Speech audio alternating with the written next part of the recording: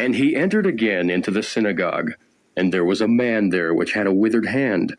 And they watched him, whether he would heal him on the Sabbath day, that they might accuse him. And he saith unto the man which had the withered hand, Stand forth. And he saith unto them, Is it lawful to do good on the Sabbath days, or to do evil, to save life, or to kill? But they held their peace. And when he had looked round about on them with anger, being grieved for the hardness of their hearts, he saith unto the man, Stretch forth thine hand. And he stretched it out, and his hand was restored whole as the other. And the Pharisees went forth, and straightway took counsel with the Herodians against him, how they might destroy him. But Jesus withdrew himself with his disciples to the sea.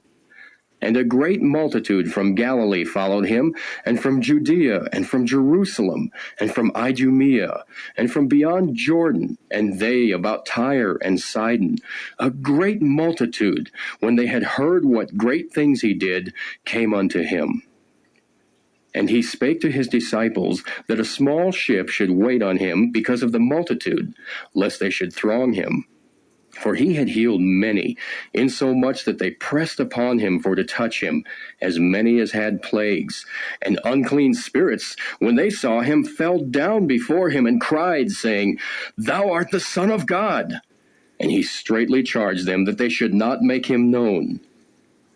And he goeth up into a mountain, and calleth unto him whom he would, and they came unto him.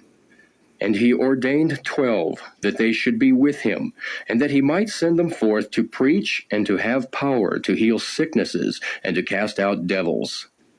And Simon he surnamed Peter, and James the son of Zebedee, and John the brother of James, and he surnamed them Boanerges, which is, the sons of thunder, and Andrew, and Philip, and Bartholomew, and Matthew, and Thomas, and James the son of Alphaeus, and Thaddeus, and Simon the Canaanite, and Judas Iscariot, which also betrayed him. And they went into an house, and the multitude cometh together again, so that they could not so much as eat bread. And when his friends heard of it, they went out to lay hold on him, for they said, He is beside himself.